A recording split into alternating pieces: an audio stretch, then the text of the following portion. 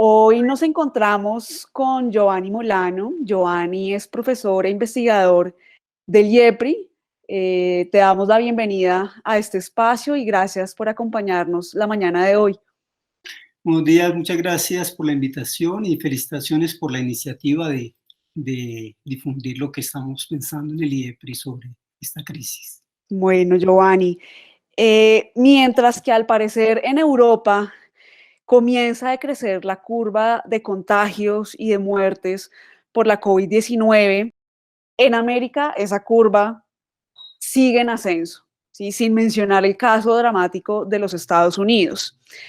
En América Latina, el foco del contagio es Brasil y a la fecha, hoy 8 de abril, se reportan más de 135.000 casos y más de 9.000 muertes. A Brasil le siguen Perú, Ecuador, México. Esto pues teniendo en cuenta también el gran problema del subregistro y la falta de pruebas pues que existe en todos los países de la región. En Colombia se registran hoy 9.456 casos positivos y 407 muertes. En países como Venezuela encontramos menos de 400 contagios y alrededor de 10 muertes según las cifras que se tienen disponibles. Y hace pocas semanas también vimos una muy dramática situación en Guayaquil, en donde pues esta pandemia explotó, se salió de control. Se encontraban pues cuerpos en las calles porque las funerarias no daban abasto. También en México encontramos una situación preocupante en varios hospitales en el país, en donde personal médico, entre enfermeras, auxiliares, terminaron contagiados también por la COVID-19 y pues nos encontramos también con gobiernos preocupados por reactivar pronto la economía. ¿Sí? Incluso pues en Colombia ya el presidente Duque anunció esa reactivación paulatina que se tiene que comenzar a hacer en las próximas semanas. Yo quiero comenzar preguntándote, Giovanni, por cómo consideras tú que ha sido la gestión que se le ha dado a la pandemia en América Latina. ¿Qué gobiernos lo han hecho bien? ¿Qué gobiernos pues no lo han hecho tan bien? Bueno, pues yo creo que la pandemia puede observarse como un fenómeno social, como lo que es una crisis sanitaria global. Y desde allí, a mi entender, más que evaluar si la gestión ha sido buena o ha sido mala, yo lo que podría hacer es tal vez aportar unos elementos de análisis sobre la forma como se está gestionando, cómo se está enfrentando la peste en América Latina y el Caribe. Y en mi opinión, en toda la región, como en el mundo entero, en realidad, lo que vemos es que el enfrentamiento de la crisis del coronavirus revela la capacidad de los estados y el talante político, el calibre político de sus gobiernos para ofrecer bienestar y protección a los ciudadanos. Sin embargo, en América Latina yo creo que hay tres particularidades en este contexto de crisis de la pandemia. Una es o mejor, todos los países de la región atraviesan tocan mal que bien tres fenómenos, tres variables. Uno es los costos económicos, dos es la deriva autoritaria de los gobiernos democráticos y tres son los precarios sistemas de salud. El primer punto, en América Latina, la mayoría de países mal que bien tomaron medidas de confinamiento y distanciamiento social antes de que llegara la pandemia. A diferencia de Europa, como tú señalabas, en América, es decir, desde Alaska hasta Tierra del Fuego, sabíamos que el coronavirus iba a llegar, ¿no? Y eso nos dio cierto margen de prevención o hacer una prevención. Y la mayoría de estados, de los gobiernos de la región latinoamericana, del Río Bravo hasta Tierra del Fuego, a diferencia de Estados Unidos, la mayoría de gobiernos latinoamericanos y caribeños discutieron antes de la llegada de la pandemia medidas para enfrentarla.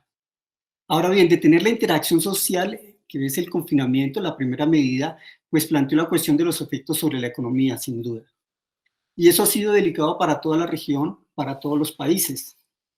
Porque por una parte, de manera estructural, ya desde el 2019 se preveía que iba a haber un bajón en el crecimiento económico de todos los países, de toda la región latinoamericana, en el mundo en realidad. Pero hablando de América Latina ya se preveía desde el 2019. Ahora bien, el otro elemento fundamental es la economía informal. La economía informal, de acuerdo con datos de la CEPAL, en América Latina y el Caribe llega al 53%. En Colombia, de acuerdo con el DANE, tenemos 58% de economía informal, es decir, gente que está relacionada con la calle, y cerramos la calle. Ese es el otro elemento. Ahora bien, el segundo elemento, la deriva autoritaria, me parece que la mayoría de los gobiernos de la región están confrontados a concentración de poder o de autoritarismo. En realidad, en situaciones extraordinarias, los estados tienen potestad, sin duda, bajo regímenes democráticos incluso y sobre todo, tienen la potestad de limitar temporalmente algunas libertades y adoptar medidas de emergencia. Pero la gestión de la pandemia lo que ha demostrado, me parece a mí, es que se amplían o se confirman comportamientos anteriores a la llegada del coronavirus. En las medidas de confinamiento que limitan las libertades individuales de entrada, de desplazamiento, por ejemplo, de movilidad, en el trabajo legislativo que tienen las trabas, los congresos, que ya se hace virtual, ahí hay una generalidad en toda la región. Pero lo que hay que tener muy claro, en mi opinión, es que la peste no ha bloqueado la actividad política, es decir, el ejercicio del poder continúa. Y en esa medida, creo yo que es muy preocupante, por una parte, y muy problemático que los otros poderes del Estado, la justicia y el Parlamento, los congresos, no reaccionen debidamente o no puedan reaccionar debidamente en algunos casos para contener, para vigilar, para hacer veeduría, control político sobre las medidas de abuso o concentración de autoridad de los ejecutivos. Y por otra parte, que la ciudadanía consienta o que las manifestaciones de la ciudadanía en momentos de pandemia, en momentos de peste letal, sean invisibilizadas o silenciadas o asesinadas, como en el caso de Colombia, donde se han asesinado a datos del 30 de abril 84 líderes sociales. Por último, la tercera cuestión que me parece que abarca toda la región, creo que es que la mayoría de los gobiernos de América Latina, de los países mejor de América Latina y el Caribe, tienen sistemas de salud muy precarios. La Organización Mundial de la Salud ha establecido como mínimo el 6% del Producto Interno Bruto que se destine a la salud. Y en América Latina los sistemas de salud, en América Latina y el Caribe, contando el Caribe, los sistemas de salud, con la honrosa excepción de Cuba, tienen un promedio de 2.2%, a veces llega en algunos casos al 5%, otros a 1%, en algunos casos es catastrófico como Venezuela, pero el porcentaje dedicado a la salud del PIB, de acuerdo con la CEPAL, es de 2.2%.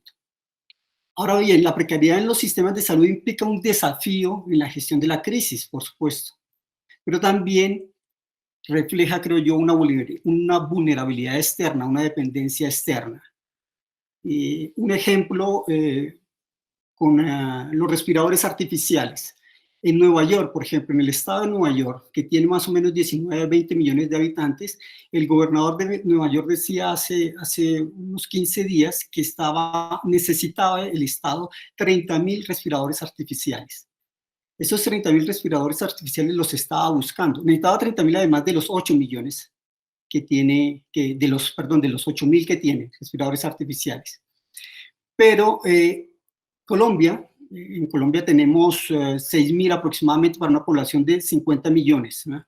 Y bueno, hay que decir que el presidente Duque nos contaba hace poco, muy juicioso, que Trump le había prometido ayudar al país con el envío de respiradores. Pero bueno, lo que quiero señalar es que hay una dependencia en la región frente al acceso a esos respiradores artificiales, porque las fábricas de respiradores artificiales están en Estados Unidos y en Europa. Y en el mundo en este momento la competencia es feroz por adquirirlos. Esa es la vulnerabilidad externa que señalo. Si bien también hay que señalar que en México, en Chile, En Argentina y en Colombia, en la Universidad de Antioquia, se están haciendo trabajos prototipos de respiradores artificiales. Yo creo que esos tres factores, esas tres variables, son como elementos o campos que atraviesan todos los gobiernos de América Latina en la gestión de la pandemia. Giovanni, retomando el segundo, el que mencionabas de los desafíos políticos, que si bien la actividad económica de alguna forma va lento, si tuvo que paralizar, ciertos sectores se paralizaron, la actividad política continúa.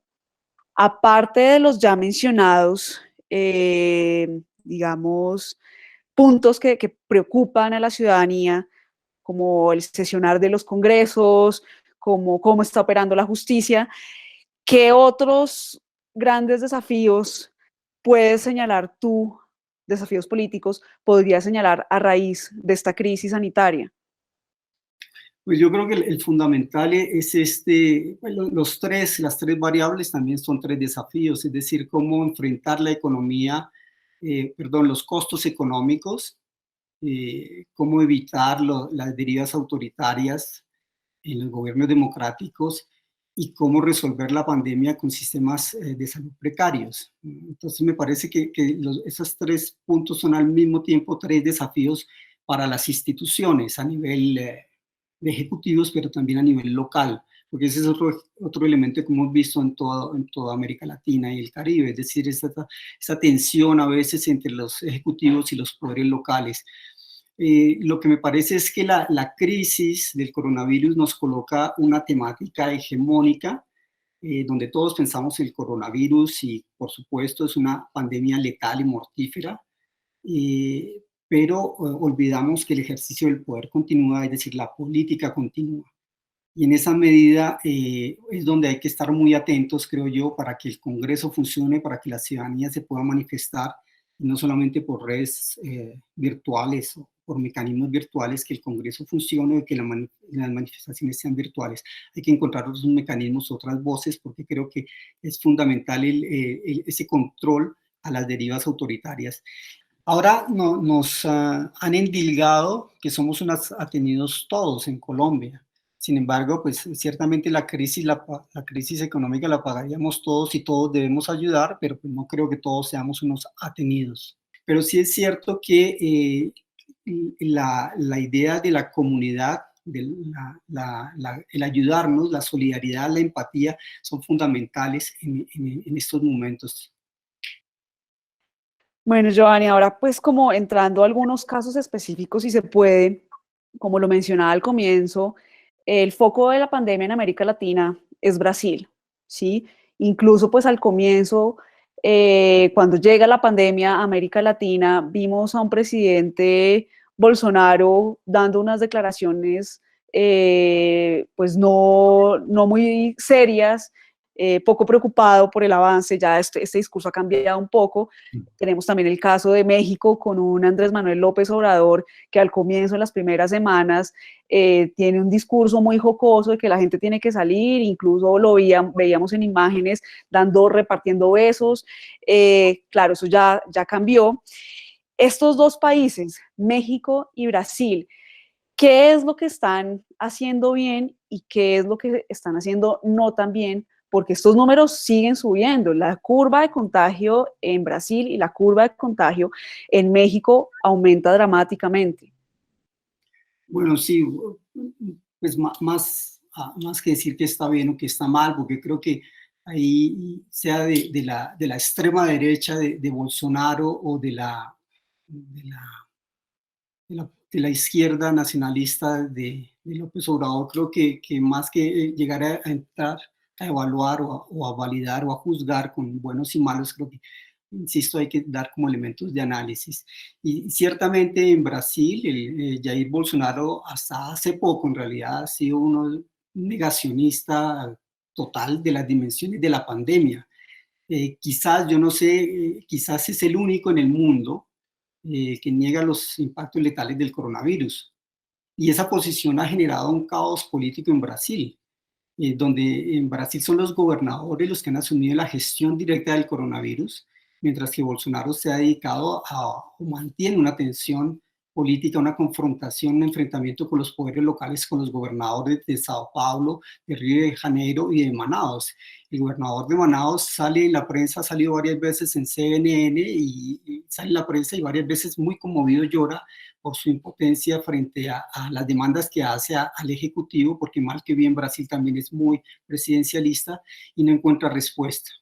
Ahora, la gestión de la pandemia a nivel nacional, en Brasil la estaba haciendo en realidad el ministro de Salud, que era un médico evangelista, pero era médico, era Luis Enrique Mendetta.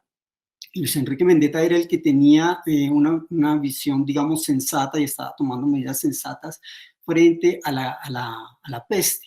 Pero Bolsonaro lo destituyó y colocó como ministro a otra persona que es Nelson Teich se llama, Nelson Teich. Y Nelson Teich es más afín y más subordinado y más alineado a esa percepción errónea de que el coronavirus es una gripita.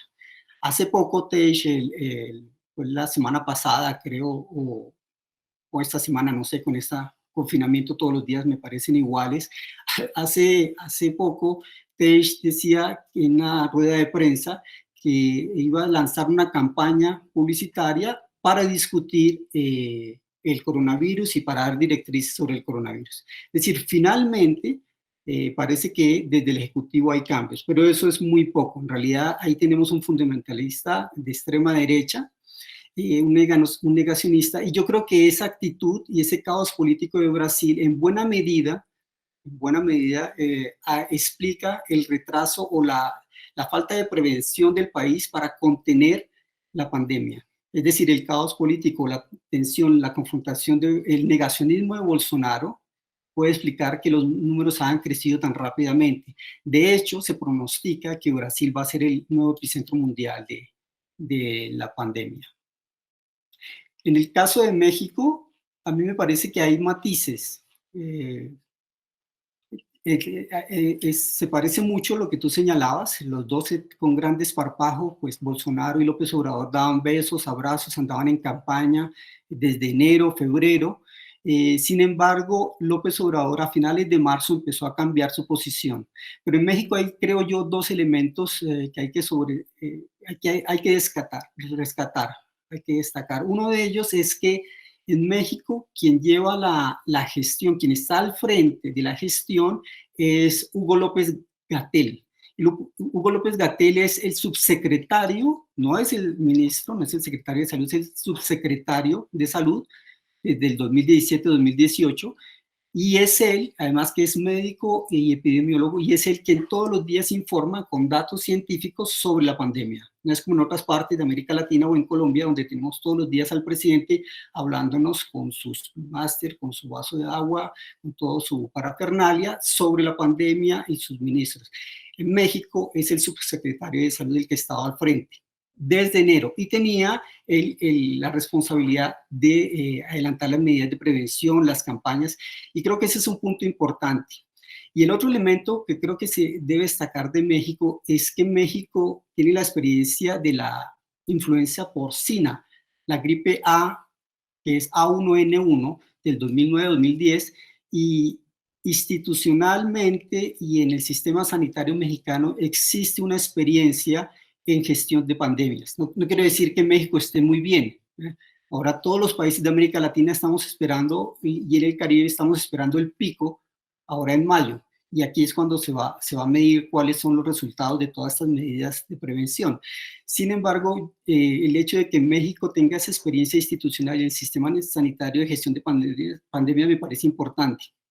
Y un hecho también sobresaliente es que desde el 2019, octubre del 2019, el gobierno de López Obrador con Ebrard, su ministro, su canciller, su secretario de Relaciones Exteriores, impulsó mejor, la creación de una red latinoamericana y caribeña de epidemiólogos y virólogos para gestión de pandemias. Y creo que eso refleja esta interpretación mía de que México tiene institucionalmente y en el sistema sanitario una preocupación importante, o allí en ese sistema sanitario y en las instituciones ocupa un lugar destacado la gestión de las pandemias. Giovanni, pues también encontramos que las cifras de Chile y de Perú siguen en aumento. aumentan también vertiginosamente. ¿Qué está pasando en estos países en cuanto al manejo de la COVID-19? Y pues sí, las cifras en Perú, sobre todo, son preocupantes. En Chile entraron al pico esta semana, se deben subir, perdón, y también deben sufrir mucho. Pero yo creo que las cifras de la pandemia hay que contextualizarlas, hay que colocarlas en perspectiva, siempre a nivel regional, a nivel global y sobre todo a nivel de los países, incluso a nivel local. Por ejemplo, nosotros tenemos la comunidad de Sumapaz aquí en Bogotá, la localidad de Sumapaz que no es tocada por la pandemia aún, y Bogotá concentra la mayoría de casos de coronavirus en el país. En cuanto a Chile, México, los otros países, también hay varias formas de contextualizar las cifras, pero una muy común es la población. Entonces tenemos que una población de México, que México tiene unos 130 millones de habitantes, tal vez un poco menos, y allí hay un muerto de coronavirus por cada 100.000 habitantes. En Brasil, con 210 millones de habitantes, hay 2 muertos por 100.000 habitantes. Entonces, en esa medida se relativiza mucho esas muertes de México, esas cifras en México, por las de Brasil, pero sobre todo se dimensiona más la realidad de cifras como la de Panamá, por ejemplo. Panamá es muy alta, Panamá debe tener 4 millones de habitantes y tiene 4 muertos por 100.000 habitantes. Ahora, estas cifras, una vez más, vienen de los gobiernos, vienen de los estados y se pueden contestar, se puede de los institutos de salud también, pero, es decir, pueden ser más amplias, pero creo que las cifras siempre hay que contextualizarlas. Otra forma de contextualizar las cifras es la tasa de letalidad, es decir, el número de muertos por el número de contagiados, ¿no? Y en esa medida, el país que tiene más alta tasa de letalidad es Nicaragua, ¿no? Sería el 23% para un país que tiene 5 millones de habitantes. Ecuador, que ya lo habías mencionado, es muy preocupante. Perú, la tasa de letalidad es del 2.2 y en Chile es de 1.4. Ahora bien, yo creo que el gobierno de Piñera, particularmente, y bueno, también con el de Duque, ha sido paradigmático en la preocupación por la cuestión económica en términos estructurales, de la economía formal. La idea de que se activa la economía formal, se activa la oferta, se busca activar la oferta y entonces se va a activar la economía y vamos a activar la sociedad.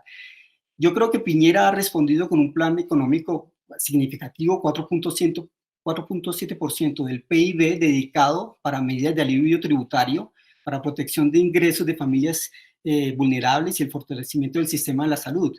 Y en Chile, el sistema de la salud está incluso en las lógicas del mercado, sin duda, y es muy criticable. Pero lo que estamos viendo es de manera general, porque digo, hay que ver ahora el pico y qué pasa en este momento que se está subiendo, estamos llegando al pico, a ver si todas esas medidas sirven. Pero en Chile lo que se está viendo hasta ahora es que el sistema de salud ha respondido bien, ¿no? Y en realidad Chile, después de Cuba, es un país que dedica el sector en gastos, dedica bastante al sector salud. Ahora, no se puede decir que sea exitoso, insisto, porque la preocupación en este momento, aunque ha respondido bien el sistema de salud chileno, es cuando se llega al pico, porque es cuando se llega al pico que se necesitan respiradores artificiales, las camas UCI, las unidades UCI, y vamos a ver si ahí es posible.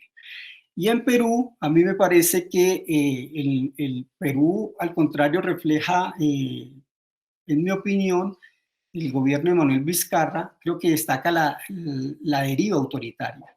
Vizcarra instituyó la cuarentena general y cerró comercios y empresas, no cerró los bancos, ¿sí? Y sacó las tropas a las calles de una vez para velar por las restricciones, por el confinamiento, y esas restricciones incluyen amenazas a derechos como la inviolabilidad del domicilio. Después dispuso ayudas económicas, ciertamente, pero para sectores no solamente vulnerables, sino mucha liquidez en Perú, desde Vizcarra, para los bancos, para los empresarios, perdón, desde el Banco Central. Además, promulgó una ley que exime de responsabilidades penales a los militares y a los policías en esta época de pandemia. El problema es si esas medidas continúan. El problema es si no hay un Congreso que esté pendiente de hacer el control. Y hace poco en una locución decía Vizcarra que sí, en una discusión con el Congreso, decía que si decía algo así como si no nos mata el coronavirus, nos mata el Congreso, ¿no? Lo más curioso es que Vizcarra tiene un amplio apoyo de la población.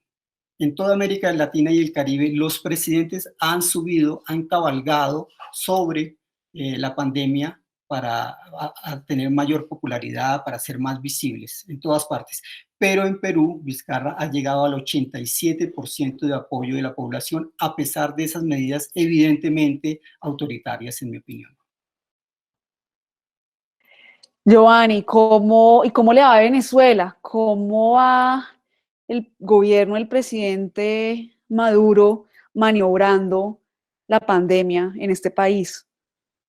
Yo creo que a Venezuela pues es una situación dramática la de Venezuela. Yo creo que en Venezuela lo que se puede destacar es esa vulnerabilidad externa que señalaba yo. Venezuela tiene una gran vulnerabilidad externa, por una parte en la gestión de la pandemia. Eh, Venezuela tiene 22.000 médicos, enfermeros, técnicos en salud provenientes de Cuba, que son los que están al frente de la lucha contra el coronavirus y trabajan mediante las las misiones de Barrio Adentro creadas por Chávez en el 2003. En el 2003, en un momento era muy difícil para Venezuela, porque había pasado por un conato de golpe de Estado y un paro petrolero, que afectó mucho la economía. Uno y otro, el paro petrolero y el conato de golpe de Estado apoyado por sectores de la oposición y sectores empresariales. Pero Venezuela en este momento tiene esa gran vulnerabilidad de ayuda externa, los médicos cubanos por una parte, y por otra parte organizaciones no gubernamentales y organizaciones multilaterales como Programa de Naciones Unidas para el Desarrollo, como UNICEF, que han logrado tener una presencia nacional de ayuda humanitaria. Y esos son los dos frentes que llevan a gestionar la pandemia.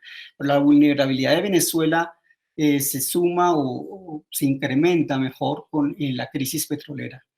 La crisis petrolera de marzo, cuando Arabia Saudita y Rusia rompen el pacto que tenían, eso lleva a la caída de los precios, y en Venezuela la crisis petrolera se ha traducido en la profundización de la fragilidad del orden socioeconómico, que en términos concretos es más precariedad para el ciudadano de a pie y cuestiones como el acceso a gasolina. Y eso es muy delicado porque el acceso a la gasolina, se ha creado lo que un colega en Venezuela llama un orden despótico, un orden social despótico en las gasolineras, donde son la Guardia Civil, la Guardia Nacional Bolivariana, perdón, la que controla el acceso, la compra de la gasolina. Y en realidad la gasolina, en principio mejor, está destinada para el sector transporte, el sector salud y los funcionarios, pero en la realidad depende de los imperativos de orden que establezca la Guardia Nacional Bolivariana. Entonces, en Venezuela el problema de la crisis petrolera refuerza esa dependencia histórica de todo el siglo XX que atravesó Venezuela, dependiendo del petróleo y de los mercados y actores globales petroleros. Y en términos concretos, pues es fragilizar el orden socioeconómico, fragilizarlo aún más. Bueno, y a Colombia, ¿cómo le va? ¿Cómo le va al gobierno del presidente Duque con el manejo de la crisis, teniendo en cuenta pues varios acontecimientos que hemos visto a lo largo de estas semanas? Por ejemplo, unas tensiones iniciales con el gobierno de Claudia López y con otros alcaldes. ¿Cómo va? Pues yo creo que Duque pues, ha sido prolífico en decretos, en normas para los sectores menos favorecidos, y creo que también está haciendo desembolsos para 3 millones de familias. Eso deben ser, contando 3 millones de familias, cada una por 3 personas son 9 millones de personas, entonces digamos que es significativo. Y hay gestiones también en la distribución de alimentos y agua para la población vulnerable, e incluso hay ayudas estudiantiles, nos han dicho. Sin embargo, a mí me parece que en Colombia este gobierno inició la gestión de la pandemia con la pregunta central de cuánto nos cuesta la crisis sanitaria del coronavirus, es decir, la entrada ha sido económica. Y como en las épocas de protestas, en realidad, cuando el año pasado, hasta el año pasado, finales del año pasado, el 2019, cuando se protestaba por educación, por salud, contra la reforma pensional, por una reforma tributaria más justa, y el presidente se fue a hablar con los empresarios, pues en épocas de pandemia ha sido igual. Duque se reunió primero con los empresarios y después de una reunión con los 27 gremios económicos fue que anunció las primeras medidas el 7 de marzo en contra de la peste.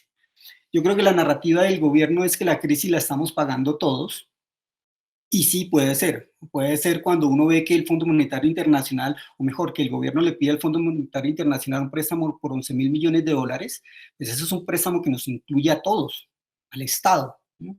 El problema es que no todos tenemos ni la misma capacidad de ahorro ni el mismo salario, no tenemos la misma capacidad económica. Además, mientras que uno ve que hay ayudas impuestas voluntarias a los salarios de los funcionarios públicos, pues yo no veo que se imponga a los salarios de los sectores privados equivalentes una ayuda. Ciertamente hay sectores, Luis Carlos Sarmiento, grandes empresarios o empresarios muy conocidos como Ardila Lule y Arturo Calle han hecho donaciones, sin duda, y son muy valiosas. Pero eso es muy diferente, las donaciones, la buena voluntad, a, cuando lo comparamos, por ejemplo, con Argentina, para ponerlo en el otro extremo, en el otro espectro político, donde hay un gobierno de izquierda nacionalista, peronista, frente a Duque, que es un gobierno de derecha, y el gobierno de Fernández, pues lo que quiere hacer es un impuesto extraordinario para las mayores fortunas, es decir, que los que más tienen dinero coloquen más en los costos de la crisis y de la gestión de las pandemias. Además, en Colombia tenemos la particularidad de que lo hemos visto, pues, tal vez para si tenemos público que no nos está, que no es de Colombia y de otros países, pues en Colombia se sigue ejerciendo poder como en todas partes, y en Colombia seguimos con los problemas de los asesinatos de líderes sociales. En Colombia seguimos con la mayor mejor, el incremento de dineros para la represión, para el SMAT, que es el cuerpo de policía, de que le dieron hace poco 9.000 millones, creo, de pesos para compra de armas. Y en últimas es el aparato represivo del Estado, y se está metiendo más dinero ahí. En Colombia seguimos con los escándalos políticos. En Colombia no ha desaparecido la ñeñe política. El ejercicio del poder continúa, ¿no? Y ahí pareciera uno observar que hay unos sectores que van cabalgando sobre esta crisis económica, va muy suave.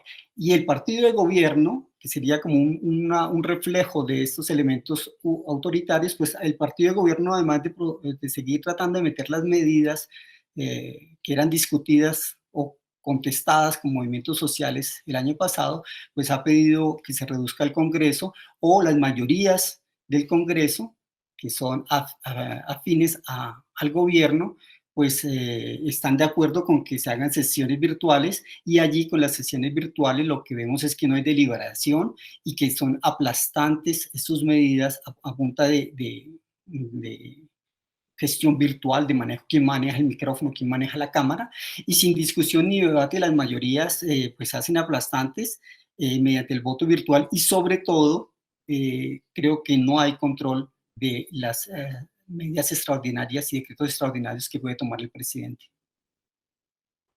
Giovanni, pues muchas gracias por presentarnos este completo y complejo panorama de la región, por mencionar pues los grandes desafíos que deben enfrentar nuestros gobiernos para salir avante y poder superar esta crisis sanitaria. Muchas gracias. Yo quisiera hacer un pequeño comentario. Ciertamente, como acabas de decir, las medidas de los gobiernos es lo que hemos discutido un poco, lo que hemos comentado, han sido medidas muy nacionales. Sin embargo, es fundamental la cooperación regional y la cooperación global, la cooperación multilateral. Pero para el caso de América Latina es fundamental la cooperación regional, tarde que temprano. Y hay avances. Por una parte, Prosur fue las primeras gestiones que hizo Duque. Creo que la iniciativa es de él para convocar a los miembros de Prosur, de este foro, de este espacio regional, para tratar la pandemia y hacer intercambio de información y control de fronteras, como si el virus evitara el paso de fronteras, pero bueno, es el control de personas, en fin. Pero creo que el Prosur, Prosur, CARICOM también, en CARICOM hay una gestión de los políticos, digamos, de la dimensión política para cooperar en contra de la pandemia, de sus efectos letales. Sin embargo, hay otra dimensión más interesante, menos conocida por los medios de comunicación, menos discutida en el debate público, y es la técnica y especializada. Básicamente, la comunidad andina tiene el acuerdo convenio Hipólito Unanue, sobre salud. Tiene como 40 años, si no me equivoco, ese convenio, y hace reuniones de los ministros de salud. Este año se reunían, era la reunión número 38 de ministros de salud, y fue en abril. Por otra parte está la CEPAL, que creó un observatorio del coronavirus. La CEPAL creó ese observatorio para hacerle seguimiento a los impactos económicos del coronavirus, y el términos científicos o de diplomacia científica, para dar el término preciso, el ejemplo más importante y más significativo es la CELAC. Porque la CELAC, que tiene la presidencia pro tempore de México ahora, estableció en el 30 de enero de este año, el mismo momento en que la Organización Mundial de la Salud declaraba el coronavirus como una pandemia, ese mismo día la reunión de la CELAC, presidida por México, establecía la red de epidemiólogos y virólogos latinoamericana y caribeña.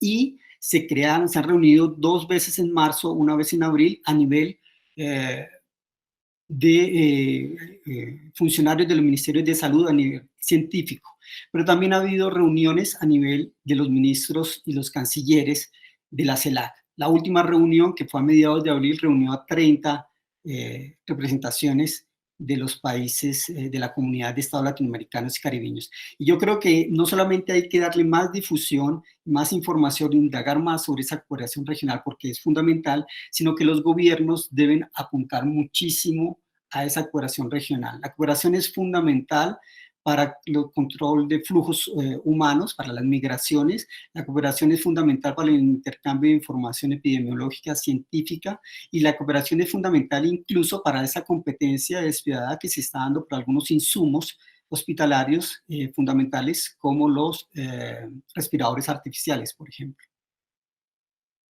Así es, Giovanni, pues en efecto lo que se necesita en estos momentos es mayor cooperación entre los estados al interior de los mismos.